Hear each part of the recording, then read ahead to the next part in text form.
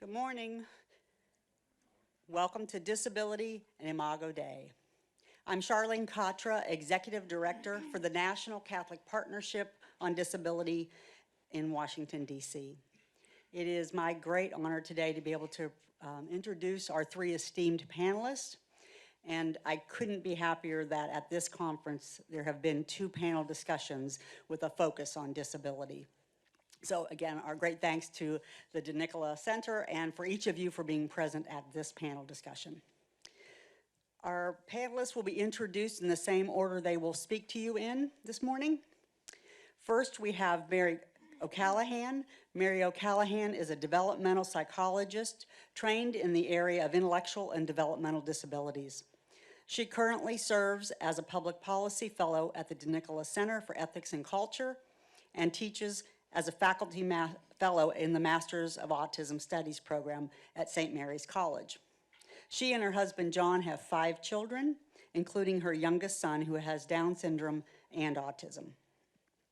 And I'll add, it's not in here, she's also a current board member for NCPD. So we're very grateful for her accepting that invitation. Next we have Mariele Courtois, who is an assistant professor of theology at Benedictine College in Atchison, Kansas, excuse me. She obtained her PhD in moral theology and ethics this past May from Catholic University of America in DC. Her dissertation entitled Biomedical Challenges to Identity and Parenthood, an investigation into the ethics of genetic technologies at the beginning of life, explores the relationship between disability and identity using the work of St. Edith Stein.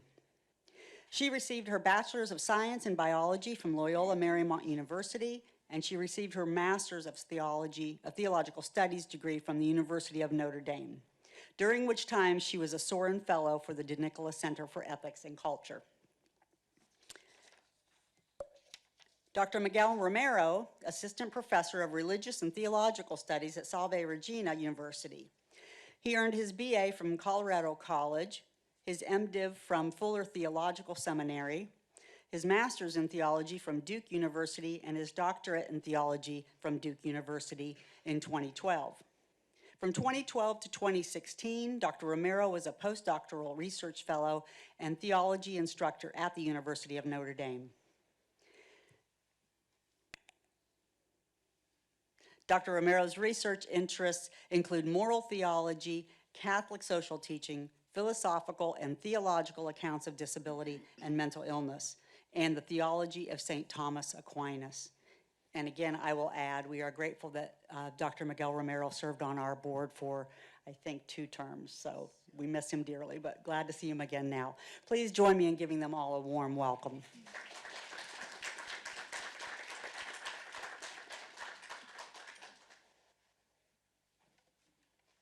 Thank you, Charlene. Good morning. It's a pleasure to be here on this panel and with all of you. My talk today will address the case for inclusion of individuals with cognitive disabilities in the Church's teachings and pastoral work on human sexuality. Part of my own preliminary response to the challenge I'm laying out this morning is some work with Dr. Claire Kilbane, who's right here, of the McGrath Institute here at Notre Dame, a seminar series on the same topic for parents of children with intellectual disabilities. My thoughts in this area have been very much informed by working with her as well as our seminar participants, so I want to acknowledge my debt to them. This talk had its beginnings in a secular talk on sexuality and intellectual disability that I attended a few years ago. I found it not only morally troubling and deeply unsatisfying in terms of its account of human sexuality from a Catholic perspective, but also a dismal portrait, frankly, of the kind of life my son, currently an adolescent with a dual diagnosis of Down syndrome and autism, might aspire to as an adult. The secular field of sexuality and disability out of which this talk came, not this talk, the talk I attended came, is a complicated one. In part because although intellectual disability falls under its domain, much of the academic theory was influenced by those who have physical disabilities. Because of this, perhaps, it tends to be as a whole even farther outside the range of traditional sexual morality, if that's possible, than mainstream culture, incorporating within itself the felt marginalization of bodies that may lack typical sexual functioning or perceived cultural norms of sexual attractiveness The field tends to ally itself and take its cues from the social and political agendas of other sexually marginalized groups, such as the homosexual and transgender communities. Unmoored from any remaining traditional societal norms, sexuality becomes whatever one might wish here. Clinicians in the field of sexuality and intellectual disability operate out of this general background. In general, those working with the population tend to focus on more mundane concerns, such as sex education, behavioral therapy for inappropriate sexual behaviors, etc. But they're informed by the moral, or perhaps I should say amoral framework of the field. Additionally, there's support and advocacy for physical sexual behaviors seen as essential to human well-being, but per the field, seen as essential to human well-being by this field, and also per the field, constrained only by some minimum standards of appropriate public behavior, not the context of marriage or even contact with another person. I left the talk with the impression that at best someone like my son could hope for in terms of a healthy sexual life as an adult was this: either navigating a physical relationship with another person in the somewhat murky realm of trying to ascertain consent or mutual consent between two persons with cognitive disabilities, and or the solitary pursuit of sexual pleasure in a back bedroom or other socially approved space. This exposure to the field prompted me to reflect on how Catholic teaching informs our understanding of sexuality for those with intellectual disabilities. And it didn't take much research for me to realize that with a few exceptions, the Church has in fact devoted little attention to human sexuality in this population. What I'd like to do this morning is briefly summarize the existing work in the area and then make an argument for a more thorough and substantive consideration. First, several documents address the subject, several Vatican documents address the subject, but as a peripheral rather than a central concern.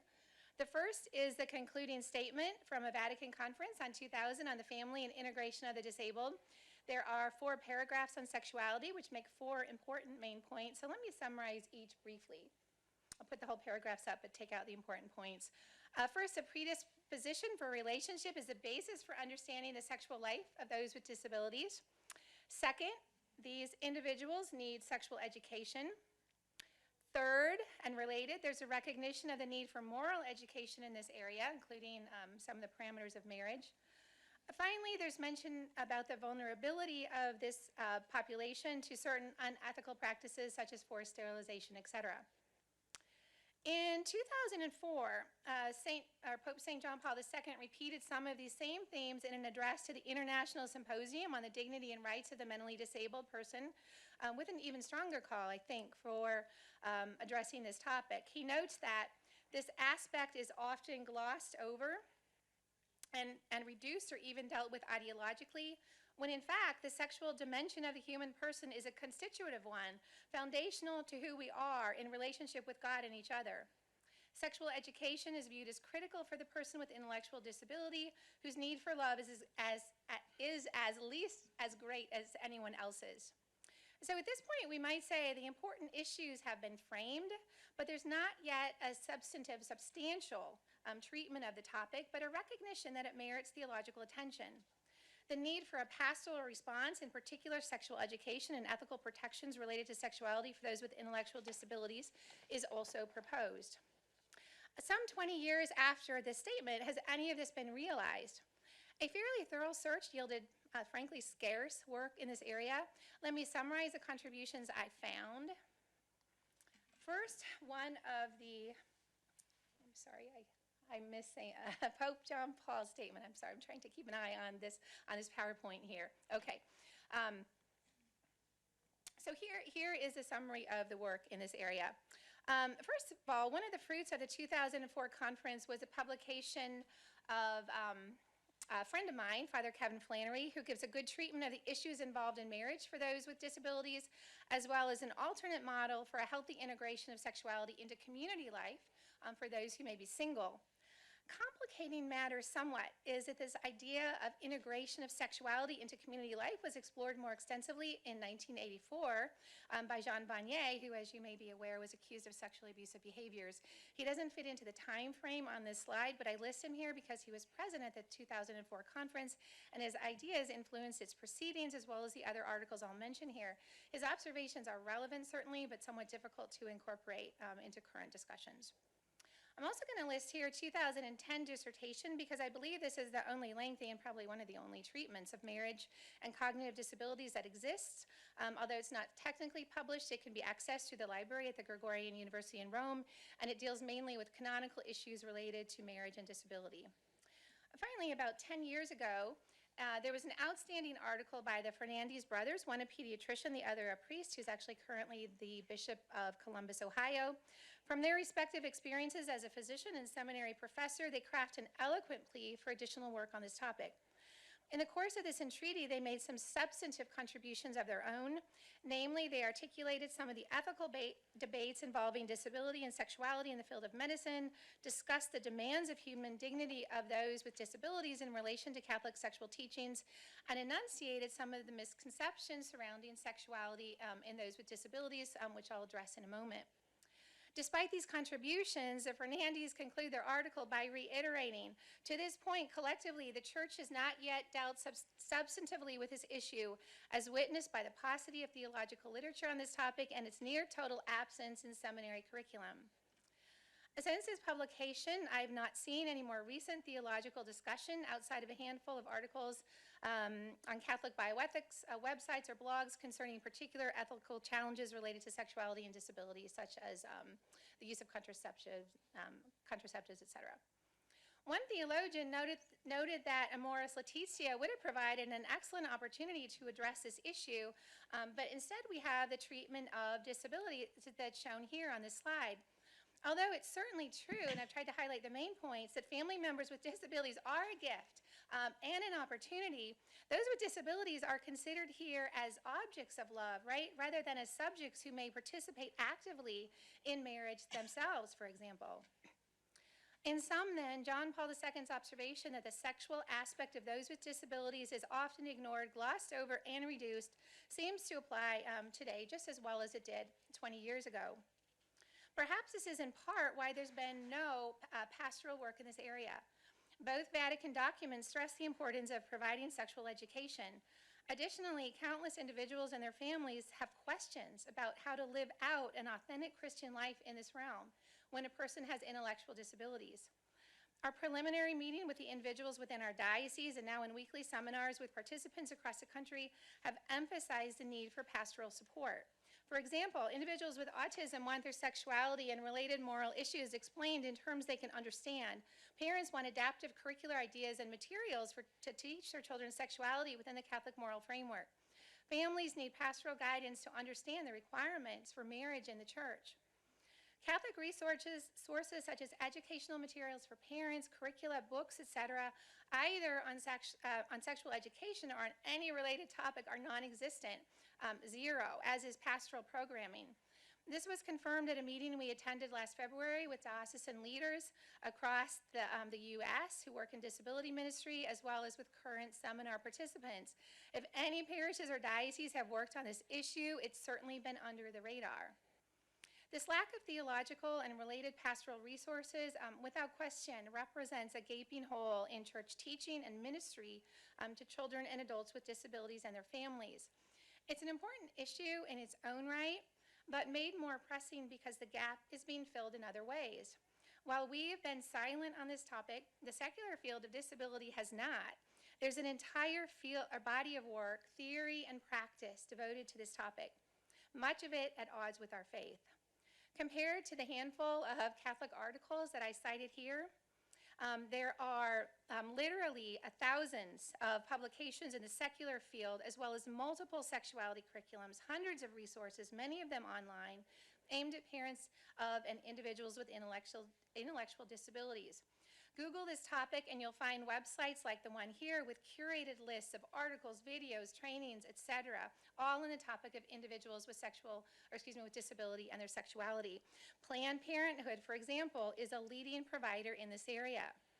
Let me be clear here that I'm not suggesting that we mimic these educational efforts, which often impart graphic information to a general audience. Vatican guidelines suggest that parents are the best teachers of this topic, and others in the field stress that Catholic sexual education is characterized not just by giving appropriate information, but by teaching modesty, purity, chastity, and morality. A Catholic approach is different both in substance and in kind, right? My point, however, is that the secular field has invested substantial energy and resources into this topic, while the church has not. Even if parents or individuals with disabilities don't actively seek out secular materials like this, the research as well as the resources inform the secular settings in which Catholics receive services. For example, my son attends a full-time applied behavior analysis center for children with autism, and parent materials include things like this. This was on our website recently, like the profile of a gender-diverse therapist and the way he can contribute to therapy with our children. So it's troubling that as Catholics who proclaim the dignity of those with intellectual disabilities as made in the image and likeness of God, for all practical purposes, have abandoned our children and other fellow Catholics with intellectual disabilities to prevailing cultural forces in a sphere which is most central, right, to their identity. We've also failed to provide an evangelical alternative view of sexuality for all those with disabilities, Catholic or not, but still made in God's image. Our relative silence on this topic allows the secular culture not just to be the leading voice advocating for and speaking to them, but the only voice. Additionally, without a clear articulation of teaching in this area, we've made it possible for a number of misconceptions about sexuality in this population to take hold, even within the church, a subtler but more worrisome problem. For example, the silence of the church can be taken to imply that these individuals are asexual. Much of the current work in the secular field is premised on combating this misconception. And the church, of course, in theory would agree here. But her distinctive voice is still necessary because while to be considered sexual by the culture is primarily to have sexual feelings and desires or to be in a sexual relationship, Catholics believe, to repeat John Paul II's words from above, that sexuality is a constitutive dimension of the human being, as such, created in the image of the God of love and called from the outset to find fulfillment in the encounter with others and in communion. The church has the authority to testify that considering those with cognitive disabilities asexual would be to consider them less than human. Related to this, sexuality in this population is often considered a problem, something to be fixed. Historically, aspects of human sexuality in persons with disabilities, especially sexual maturation, menstrual cycles, and childbearing, have been treated as undesirable. Although forced sterilization is no longer considered ethical, physicians still offer suppression of normal biological cycles, for example, as a matter of course for those with disabilities. The Fernandez brothers, whose article I pointed out, stated that alteration of healthy sexual functioning in those with disabilities must be approached with great caution. In their words, the bodies of those with intellectual or other disabilities should not be objectified or treated as an instrument, least of all a faulty one, unworthy of the same respect as the non-disabled. Rather, they should be understood as part of their whole person, worthy of the highest reverence. Next, there can be a mistaken notion that individuals with disabilities are exempt from Catholic moral teachings in this area. Parents we've spoken to wonder if their children's cognitive incapacities may allow for less restrictive moral norms. More egregious are the theologians who propose this. More egregious are the theologians who propose this. For example, this Belgian theologian noted here, who cites Amoris Laetitia and proposes greater acceptance of irregular living situation in individuals with disabilities, as well as changes in church teachings to accommodate them. Doing so, however, would deny them full communion in the church. Finally, recently in secular society, there has been a very strong emphasis on sexual expression and fulfillment in persons with disabilities as a right. Since the United Nations Convention on the Rights of Persons with Disabilities in 2008, this has been a predominant theme in the field. Of course, basic human rights in the area must be protected. However, a rights framework for sexuality obscures the Catholic understanding of sexuality as a gift oriented in relation to God and to each other. And practically, it puts the state's authority to protect the sexual rights of very vulnerable individuals above the rights of parents or guardians to protect their moral well-being. So in conclusion, the church has yet to give a thorough account of human sexuality in those with intellectual disabilities. Such a teaching is crucial for countering the misconceptions that I've mentioned, as well as the dominant secular view of sexuality prominent in this field of disability. Most fundamentally, though, such an account is vital for revealing to the world the full human dignity of those with intellectual disabilities, created as male and female in the image of God for communion with others and with God. And ultimately, creating such theological work is an act of praise for their creation. It proclaims, Lord, it was you who created their inmost parts. You knit them together in their mother's womb. We will praise you because they have been fearfully and wonderfully made. Thank you. Hello, everybody. Thank you for coming to this session. It's an honor to be with you this week and to present on this panel alongside two inspiring scholars. The title of this paper is Investigating the Relationship Between Disability and Identity through Edith Stein, Insights for Biomedical Ethics. A little girl with an intellectual disability once asked her parents, "Will I be disabled when I get to heaven?" The parents answered that she would not. There would be no sickness, no pain. Everyone would be perfect. To this she responded, "But how will you know me then?" According to Susan Steffen, some persons with disabilities, quote, do not want to be cured and fade into the mainstream. Instead, they want to be accepted and appreciated, to have society make room for them as they are, end quote. This problem extends to how clinical perspectives can fail to see the wholeness of a person and the fittingness of the other for relationship without any further qualification. Disability ethicists have questioned whether the gaze upon the human in the modern clinical setting has become inherently harmful.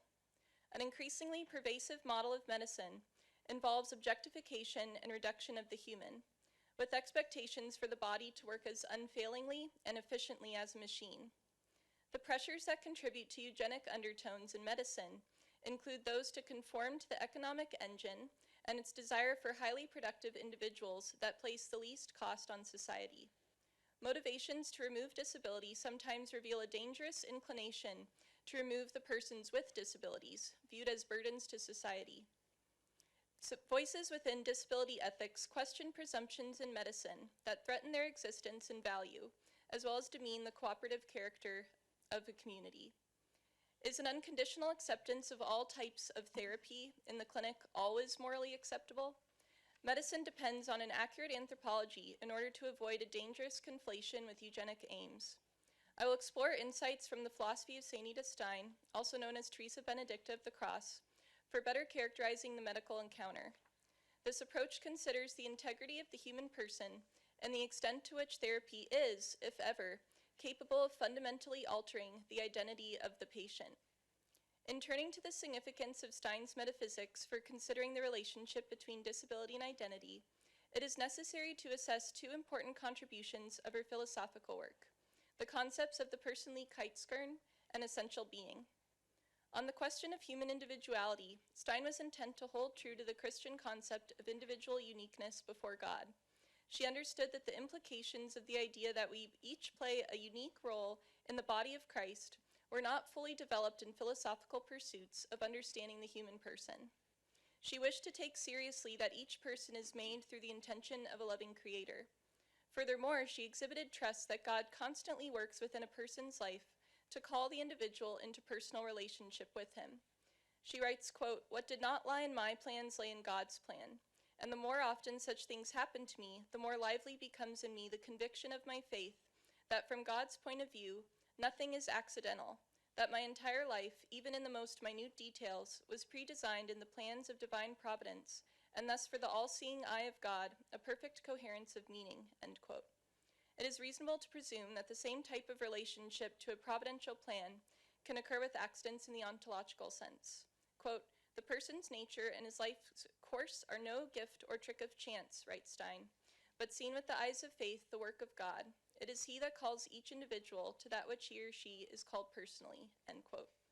Many Aristotelian and Thomistic philosophers, with of course the important exception of Miguel Romero in his work, and discussion about disability with identifying it as an accident of the human condition.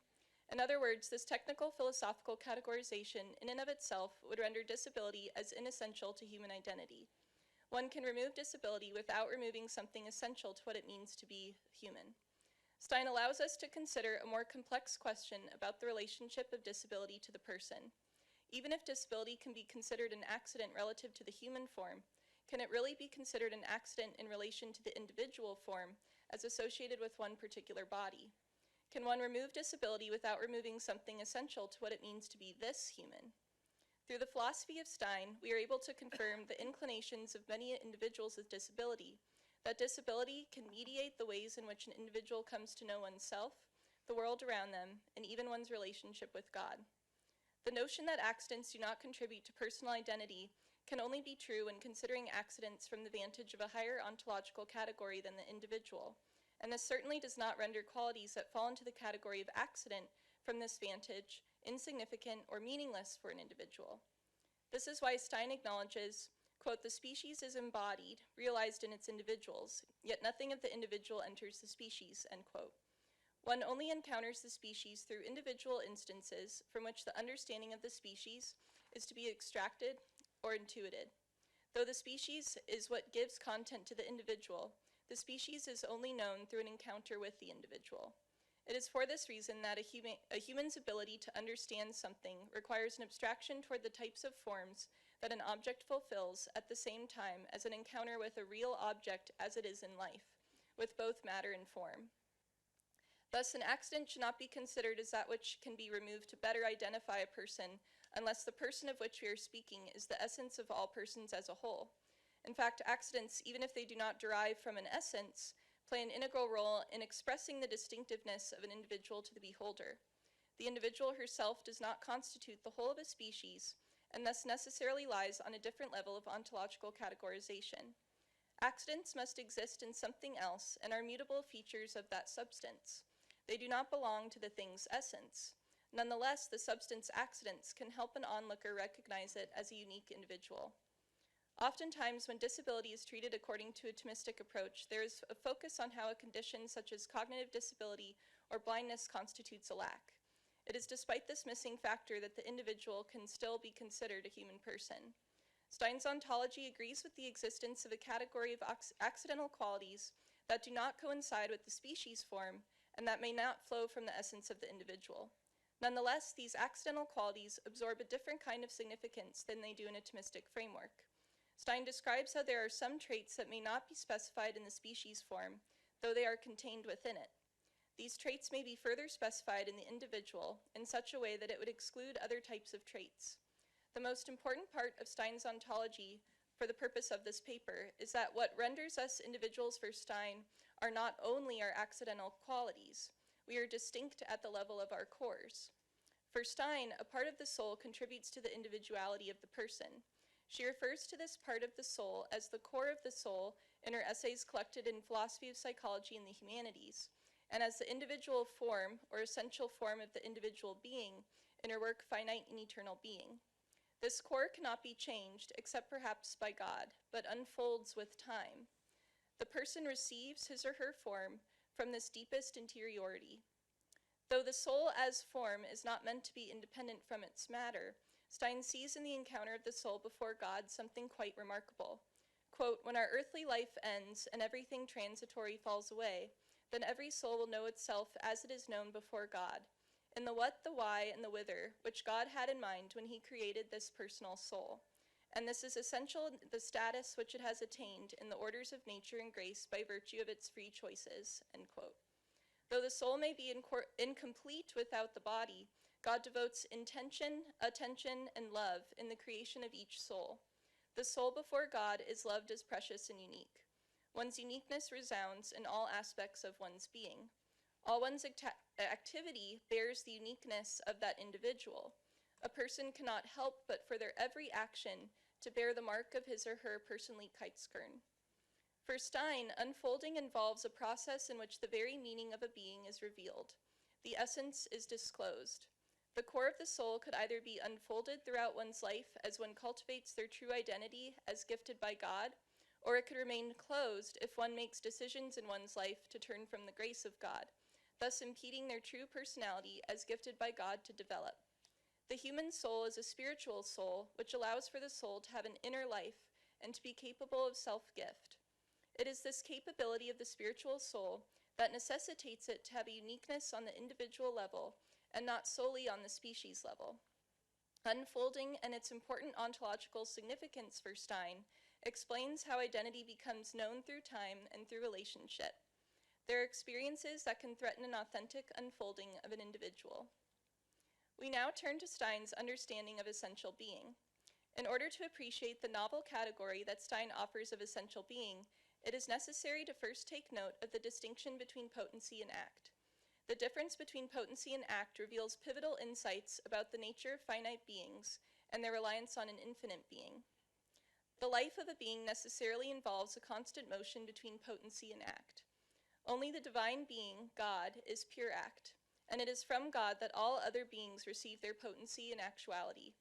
Though God is actus purus, Thomas Courtois clarifies that, quote, being pure act does not mean act without potency, but rather that every potency is activated in God, end quote. The person is only truly real in act and only exists in act, because a finite creature is not pure act as only the divine creator is. The act of existence is one that necessarily implies potency. Behind every act, there are both unactualized and actualized potencies. There exists a distinction between mental being and actual being. While actual being relates to the existence and time of the thing itself, mental being corresponds to how we understand this being epistemologically and hold it in our mind. Our mental being of a thing will never truly be able to match the actual being of a thing, because we do not have the full knowledge that God has about actual being. Stein offers an additional way to categorize being. Aside from mental being and actual being, she also proposes essential being. A person can change in many ways throughout time, but the person still maintains one consistent essence. The full scope of all these changes cannot be contained within the temporally limited account of actual being. Realizing this, Stein observed the need for an account of essential being. Essential being encompasses all of the changes one may undergo throughout time, but contains all of this content, possibility, potency, and truth of a substance in one essence that is atemporal. The essence provides a kaleidoscope of potencies that, in different combinations of actualization through one's free and creative choice, shift the pattern of one's life, though not all segments of the kaleidoscope may ever meet the light. Stein's account preserves both commitments to divine providence and free will. She changes the loci of our potentiality from one constrained to matter to one structured through essential being. We may use our human will to pattern the choices within our lives in such a way that they are either helpful or destructive to the unfolding of our core. But even this journey is consistent with and relies upon essential being. It is impossible to actualize all of the potencies of an essence, no matter the expanse of one's life.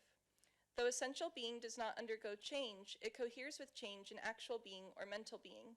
In contrast to the ebb and flow of actual being from potency to act and vice versa, Stein refers to essential being as resting in itself. Rather than understanding this type of resting as a durability of the essence despite change, as if it is inimical to change, it is a stillness that in fact informs change from a source of the being's fullness. Courtois explains that, quote, the essential being is atemporal because it does not change. Its past, present, and future are identical, end quote. This is not to say that any change at all that affects actual being could potentially be allowed, as there are limits that coincide with proper respect due in accordance with the being's dignity. There are many theological advantages to accepting the proposal of essential being, which makes for a more consistent metaphysical category in line with various important theological presuppositions. The category of essential being helps to alleviate a gap between how a being actually is, how it is perceived by the mind, and the fullness of both its actuality and potentiality in the mind of God. The category of essential being also alleviates tensions between God's providence and human freedom. At once, God's plan and desire for the existence and life narrative of an individual person can coexist with the person's freedom to make choices that genuinely impact the direction of one's life. As a child, Deandra V's healthcare decisions had to be made by her parents according to precise options as presented by her healthcare team. Physicians measured her, surgically removed bone spurs, fitted prosthetic limbs, and attached devices. They saw a limited future, an abnormal dependency, and a lack of limbs. They overlooked DeVries' assurance of purpose, how she typifies the regular human condition of interdependence, and her strong sense of wholeness.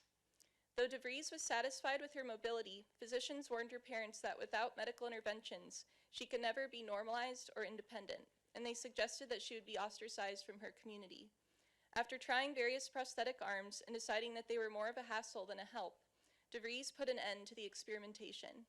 She had already learned to adapt. Quote, "As a child, she could color, eat, and drink, and play with toys much better without arms.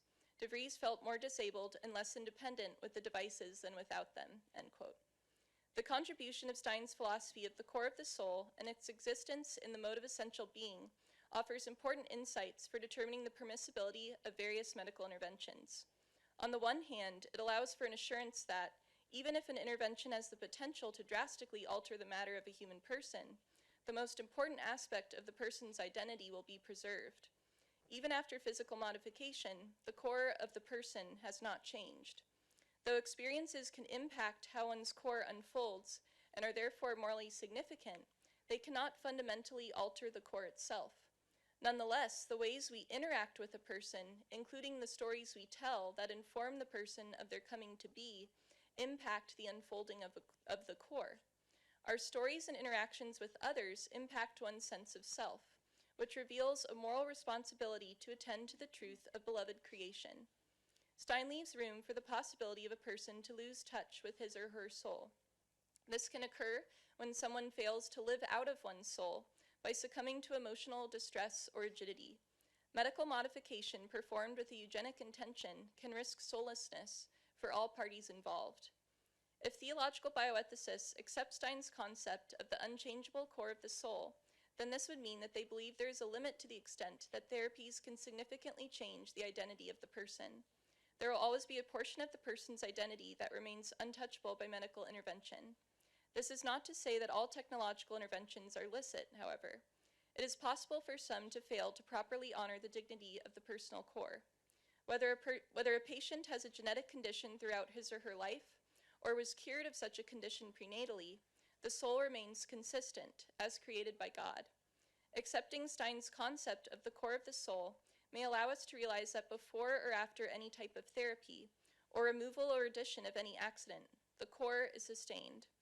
According to Stein, the core of the soul is best reflected in character properties versus physical attributes, which reflects this durability of the core. Though therapy may not have the power to fundamentally alter a core, a misuse of the technology that can provide therapy has the power to disrespect it or obscure it. A common assumption about disability is that it is understood as a deficiency from a norm. According to this understanding, disability merely involves some lack of actualization. In the case of disability, there are potencies that are intrinsic to the nature of the human person that may go unactualized. Some persons have defended the notion that it is possible for disability to also provide positive, beneficial life experiences. It is possible for disability to offer hidden gifts, even if it presents a physical deficit. Disability indeed may mean certain potencies go unactualized, but with the effect that other types of potencies are actualized in their stead.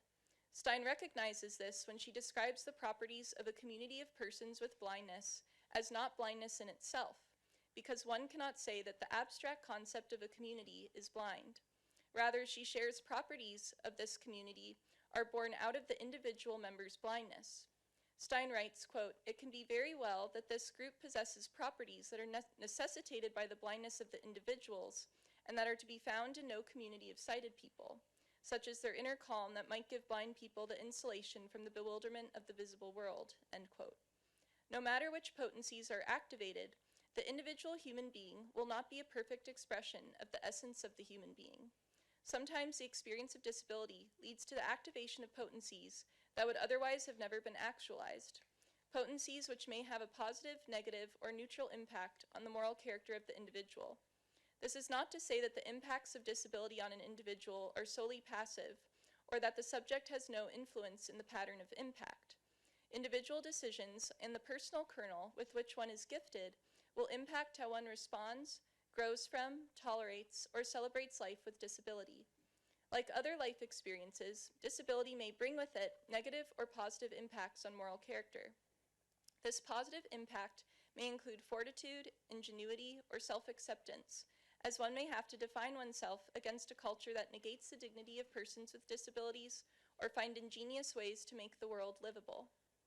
Essential being is significant for both Stein's philosophical and spiritual frameworks. Quote, "God knows every human soul from eternity, with every secret of its being and every lapping of the waves of its life, end quote. God sees the entirety of a human person's identity, even through time, which includes disability and illness. In the medical context as well, we are called to recognize and honor the fullness of the individual. Rather than imposing therapies, the medical art can offer therapies in response to the call of the other, and through a relationship that recognizes one another as beloved by God. Thank you.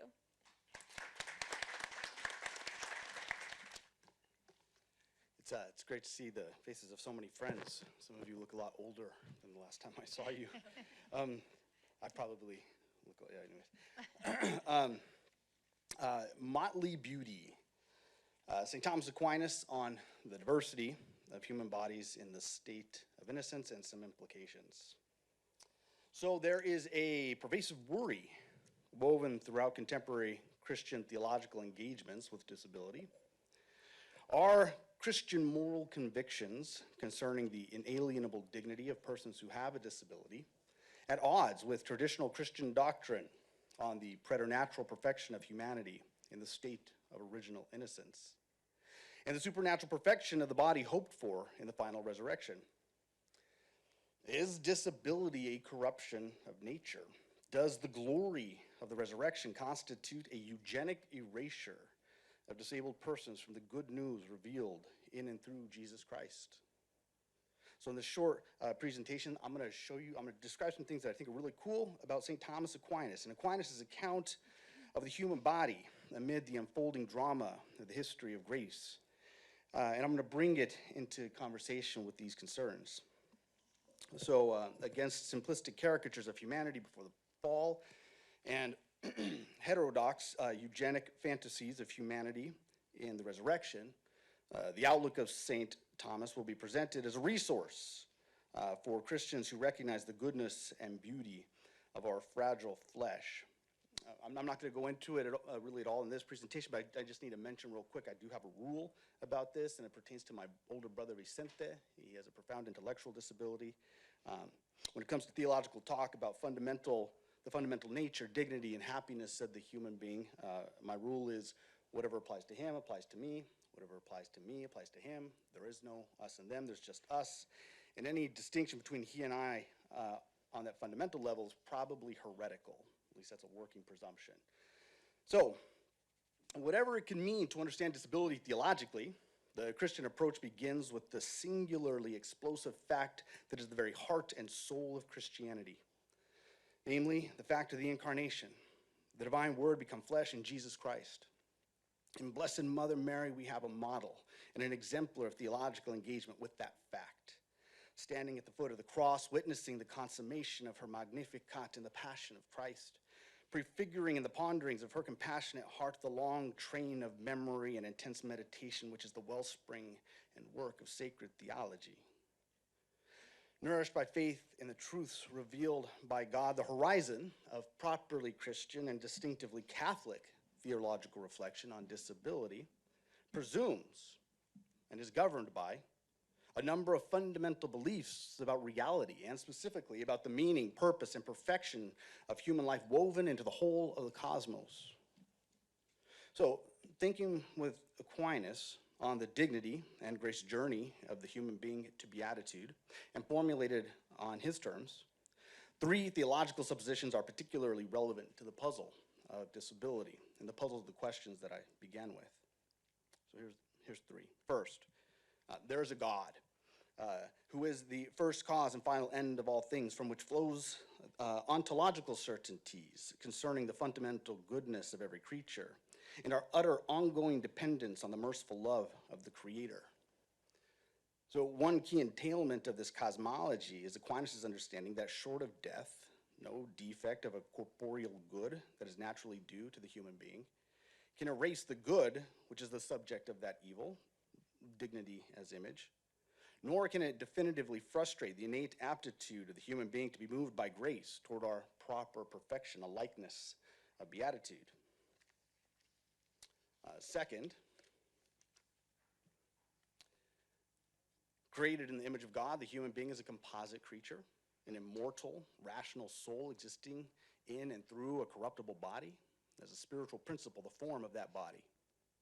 And because the human being is an essentially embodied creature, only the integral whole, soul informing a living body, is a human being. According to Aquinas, if the human being is indeed a creature formed in the image and toward the likeness of God, then any subsequent Christian theological claims about human nature, human happiness, or the eschatological significance of impairment, illness, and injury, these must perforce presume that fact as a first formal principle. Third, created for everlasting friendship with God and neighbor, every human being is implicated in the unfolding drama of the history of redemption.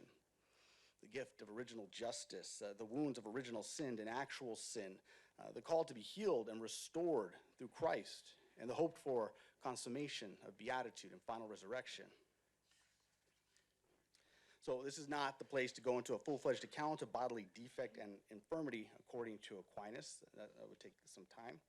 But that being said, presuming these three theological principles, ontological, anthropological, and moral soteriological, we're in a position to explore and do some thinking about Aquinas' understanding of bodily impairment, illness, and injury in relation to the cosmic history, the drama of grace. So let's recall that story. I love telling this story. It's a good story. It's good news, right? In the beginning, the human being was established in a state of original justice and endowed with sanctifying grace. The preternatural state of bodily incorruptibility and impassibility that humanity enjoyed before the fall arose from the relational intimacy between the creature and the creator. Specifically, for Aquinas, the formal power of the intellectual soul to animate and preserve its body was supernaturally enhanced by its ongoing intimate submission to the divine source of its own creaturely existence.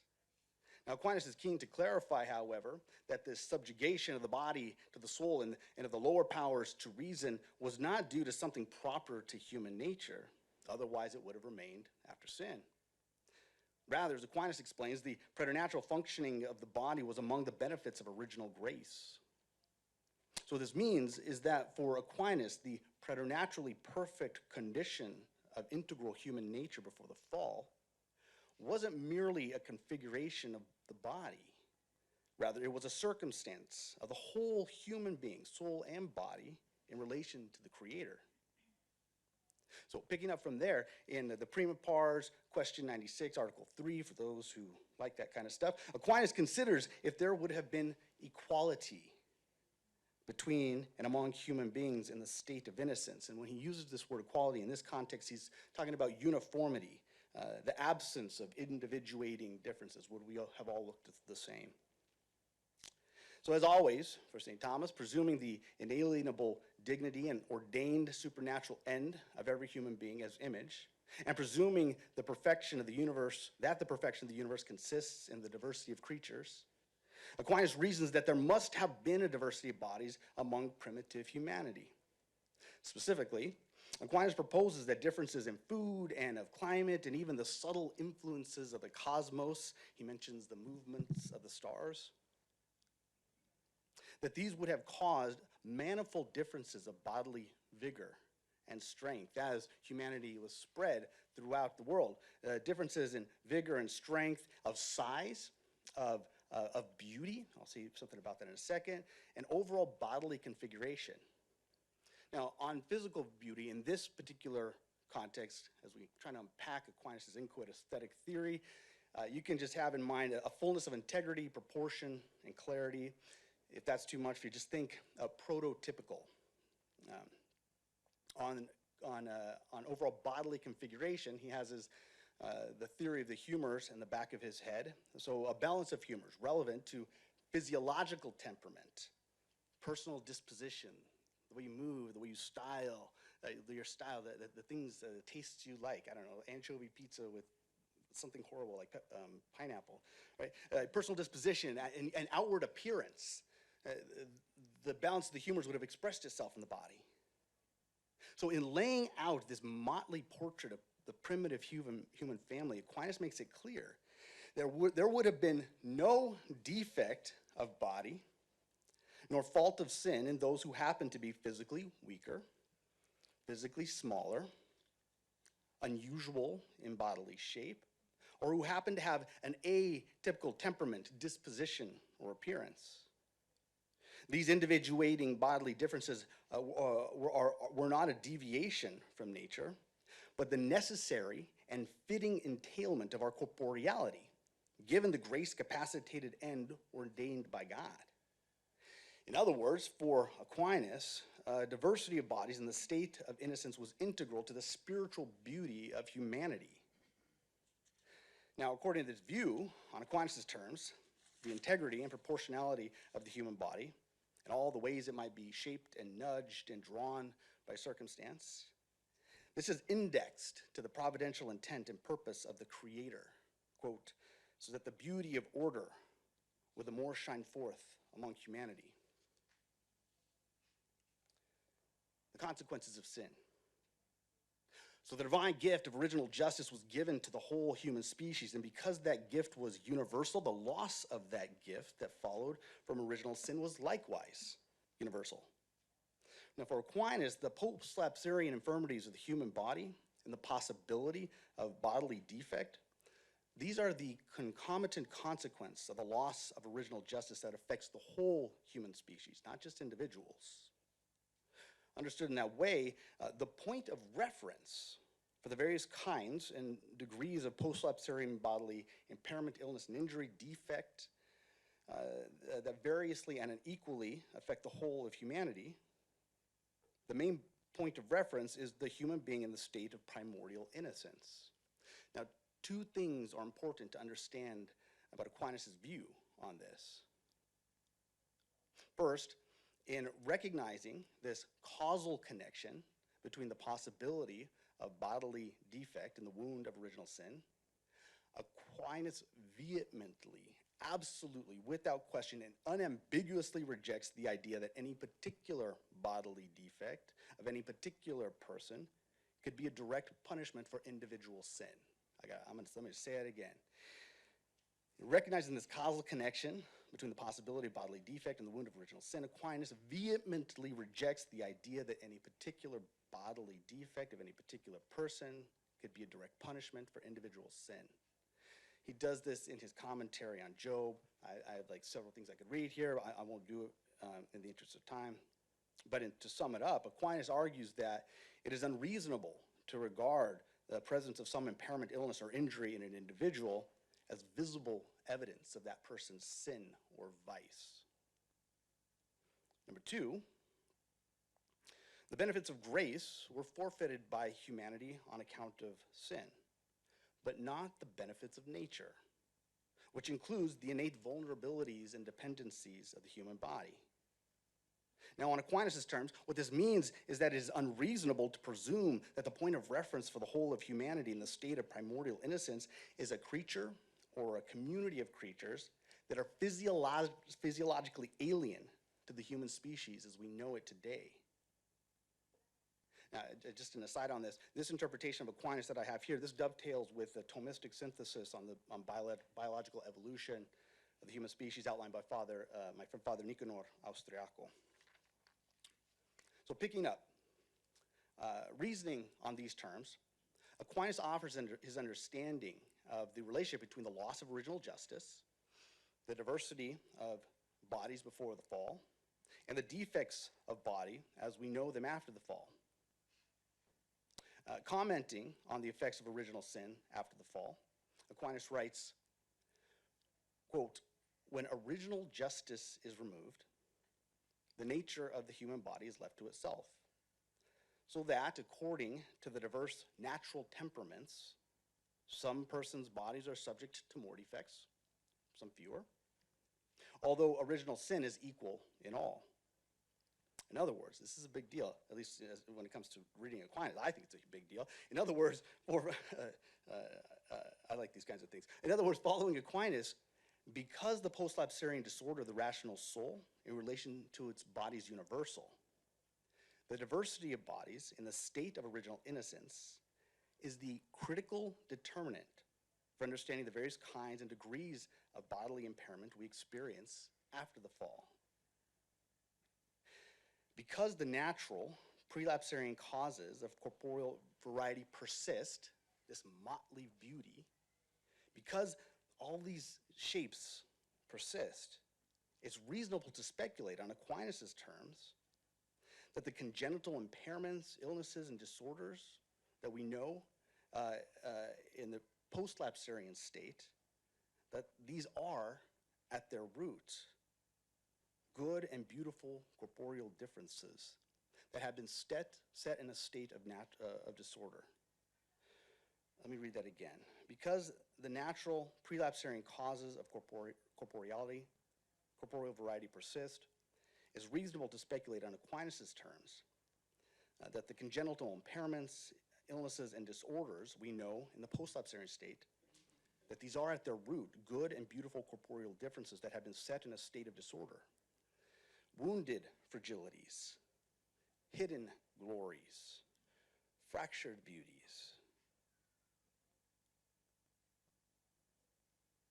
But Aquinas reminds us, nevertheless, that this limitation and weakness is where Christ meets us, so that humanity might be healed of its infirmity and restored in friendship with the Creator, supernaturally strengthened in this life for holiness and spiritual progress toward our twofold end, moral virtue, and the contemplative, beatific vision of divine glory.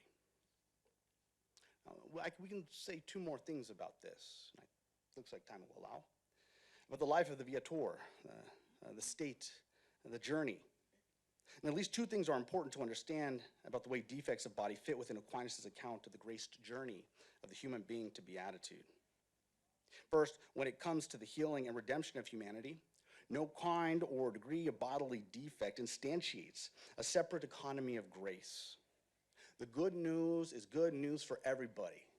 The good news is good news for everybody. And for that reason, according to Aquinas, all who receive the sacraments of baptism and confirmation and Eucharist, everyone is transformed. Everyone who receives those is transformed into viators, sojourners on our way homeward. In and through the sacrament of baptism, the wound of original sin is healed and sanctifying grace is imparted, which includes the supernatural virtues of faith, hope, and love, and the gifts of the Holy Spirit. We could speculate on other things based on what I've just described, particularly with respect to beatitude, deification, and the resurrection. Considered in relation to beatitude, the resurrection, and deification, what difference does it make that Jesus offered his body and the wounds of his passion as proof of his glorious resurrection?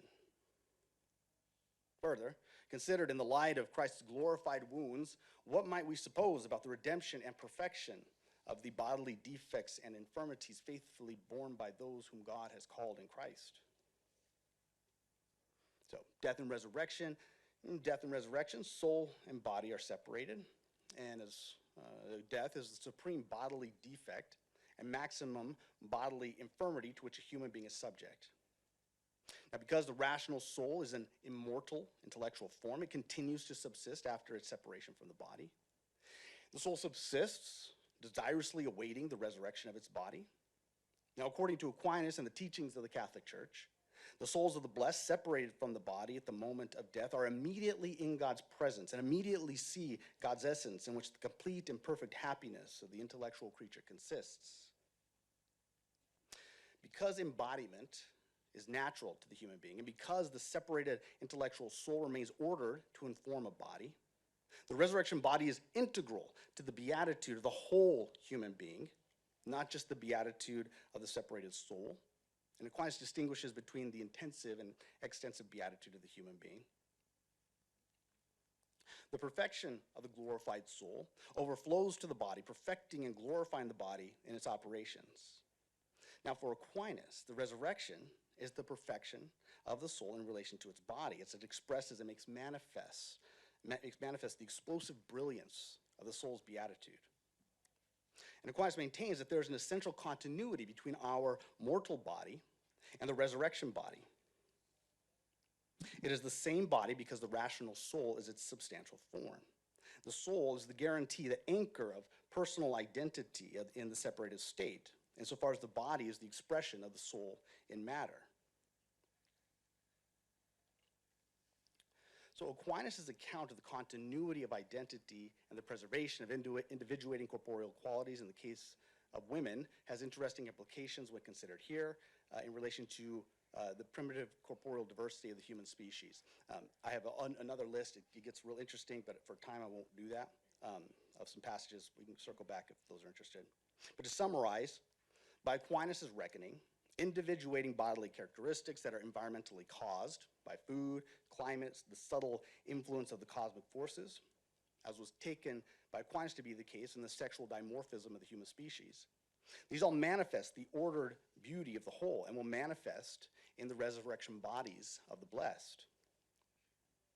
Now, Aquinas presumes the resurrection of Christ is the normative template for the resurrection of the blessed. He has a commentary. In his commentary on John's account of the Lord's appearance to his disciples, Aquinas draws special attention to Christ's glorified body and the nature of glorified bodies in general. Aquinas speculates, taking the resurrection of Christ as the standard or template for the general resurrection of humanity.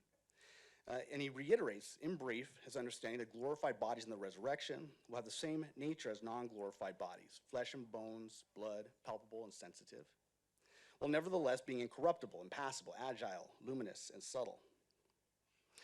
Now, turning from that, Aquinas, in his commentary on the Gospel of John, he considers the Lord's invitation to the Apostle Thomas in John 20, verse 23. Thomas, put your finger here.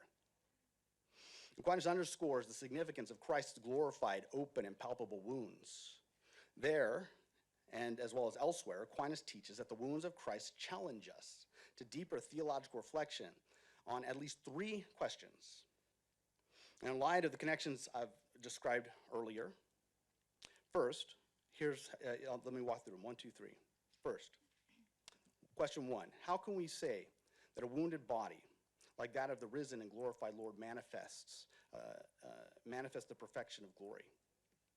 According to Aquinas, from the horizon of final causality, although it seems to be a perfection, a glorified body without traces of individuating identity lacks the splendor of integral human nature and personal merit. And although it seems to be a defect, a glorified body with wound-like traces of individuating identity is revealed in Christ as the extensive perfection of formal identity and the communicator of personal merit.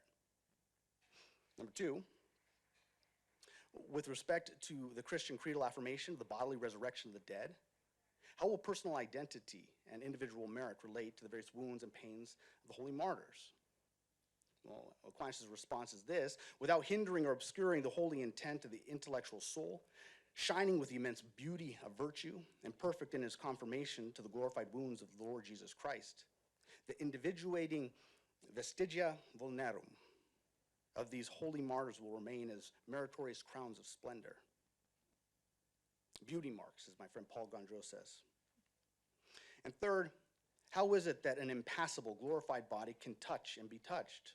Well, for Aquinas, from our experience of natural sensation and perception, enriched by sacred doctrine, we can reason in an orderly way about what it could mean for a glorified body to be impassible, and thereby speculate on the sublimation and ultimate perfection of natural sensation into a kind of spiritual reception of the sensible quality of things. So in conclusion, Aquinas speculates that there may be conditions. Aquinas speculates the resurrection bodies of the blessed will retain, in a manner proper to each individual, certain individuating features related to the defects of body, which are the consequence of the loss of original justice. 1, in the resurrection life, the blessed will retain without defect those physiological distinctions proper to the individual, which are the underlying natural dispositions that were reduced to corporeal defect in the state of corruption. Some of those dispositions of body may be conditions that are considered today as disabilities, according to the horizon of eugenic norms and chauvinistic ideals of contemporary biomedicine. 2, according to Aquinas, the resurrection body will manifest the merit of the beatified soul in a manner that is coordinate with those defects of body that were united with the suffering of Christ in the bond of charity. According to St. Thomas, in the final resurrection, the natural differences of each body and correlative defects and infirmities of the body do not necessarily disappear without remainder at the end of one's life. Where appropriate, glorified vestiges will remain. Thank you.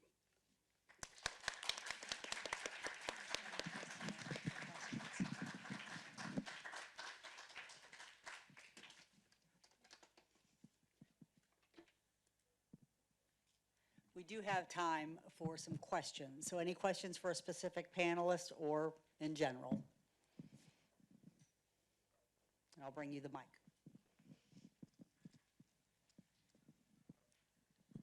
Hello, Mariele. This question is for Mariele. I was very intrigued by your interest and Edith Stein's kind of view of it, more intrinsic to the person. But at least from a Thomistic perspective, I think a lot of that might be described more by what we call the proper accident. Like, for example, like if Paul ceases to be my father, I cease to be me, right? Or you know, and that way, a lot of times, a lot of people who, like myself, like if I woke up tomorrow and I looked like Michael Jordan, I wouldn't be me. Or if I woke up tomorrow and I was a woman, I wouldn't be me. And the same way, if I woke up tomorrow and I was autistic, I wouldn't be me. And at least to me, that seems to be a way I read in Thomas of understanding disability. I want just your perspective on that, reading it through Edith Stein. Thank you. Yes, Thomas describes that there's still ways that the accidents of the body make contact with the soul, and there becomes a mark on the soul that is how it bonds with the soul in heaven. But I think that there's still something significant to Stein's understanding that she wants to take seriously that if the soul is informing the body, there's something that remains in the soul that is gifting the body the types of traits that it has.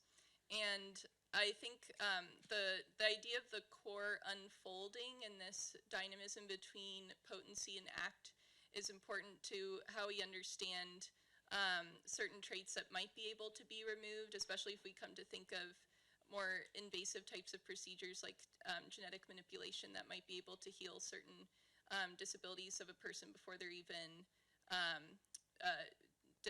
displayed by the person genetically. I think that it's important to consider how the types of stories that we tell about how a person has been healed and how we understand the disability in relation to the person affects the unfolding of that core. So I think that there's some ways that Thomas and Edith Stein overlap, but I think the core of the soul still contributes something important to how we understand certain disabilities that can be removed versus ones that can't. I hope that helps with that question. Another question? So this is sort of a question for all of you. I think Mariele might be primarily directed at you, but takes into account some things that Mary said, and I think Miguel's paper had some implications for it as well. In the autism community, in the last 5 years or so, one of the findings of the scientific research has been that people on the spectrum are more likely to identify as gender diverse or as having a sexual orientation other than heterosexual. And many autistic self-advocates would consider their autism, their gender, and their sexual orientation to be part of their personal identity.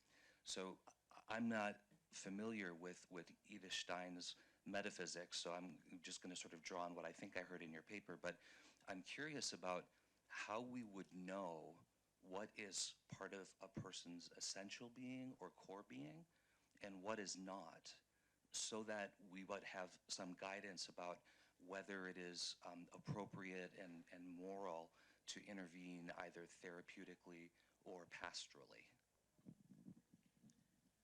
I think this is a question that gets into some very big topics that might be beyond the scope of specifically what my paper is looking at, but to the question of how we can come to know what is a part of one's essential being. I think that part of what this contributes is a humility that should come to medicine, that we won't be able to fully know the human being, which there's a lot of ways that a reductionist approach in medicine, especially thinking of paradigms such as personalized medicine, specifically in genetics. We can assume that we have a lot of data that informs how we know the person, but that's only one picture of who the person is, and only God will know the fullness of the person's essential being.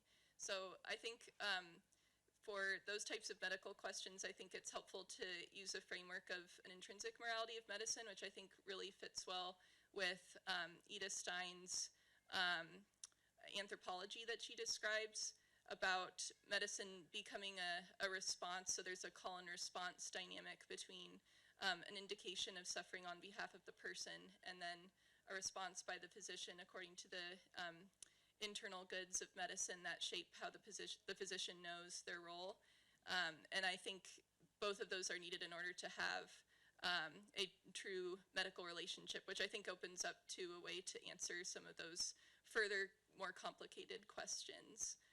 But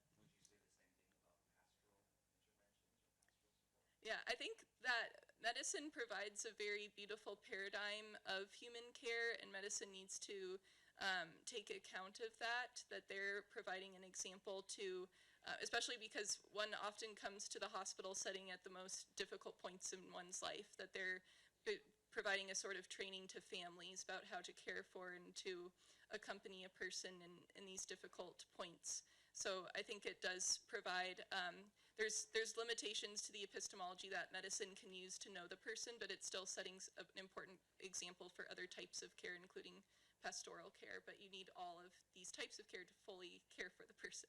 So, thank you. Another question for Mariele or anyone else? Let me get to the back. I'll be right back for you. Thank you. Thank you.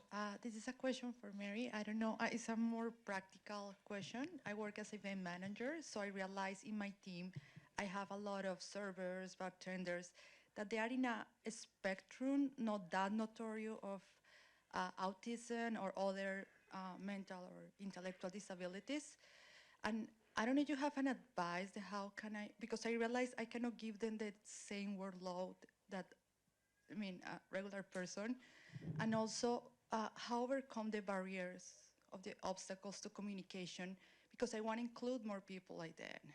But I realize there are so many obstacles, and there are so many things that we don't know how to communicate with them. So I don't know if you have some advice about it. Absolutely. It's a little bit out of the scope of this work, but I think that there are amazing resources. I don't know what you can tap into in terms of vocational help, those who would help with vocational training, etc.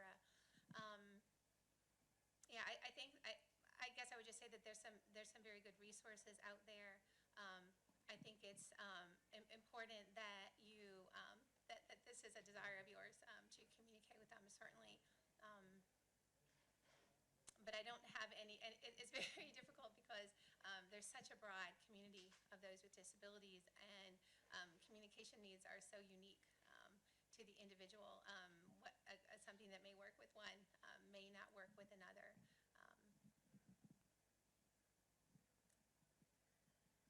Thank you, Mary. Hi, this is for Mariele or Miguel.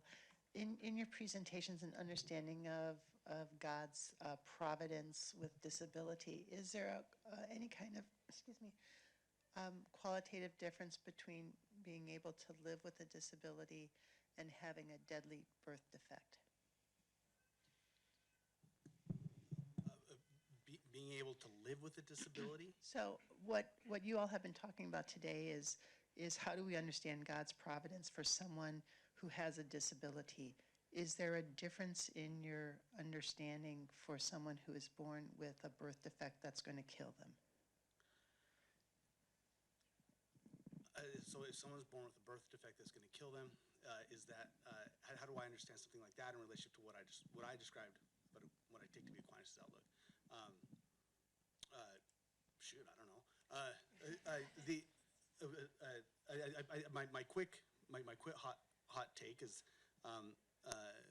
that there are dispositions, for on Aquinas' terms, that there's an underlying disposition of body that we're given. It belongs to our integral nature as individuals, but under the condition of sin, we're all of our natural dispositions, not just those who. All of our dispositions are set in a state of disorder. So on that ground, it's like, well, death is one of the consequences of sin. This is what we have,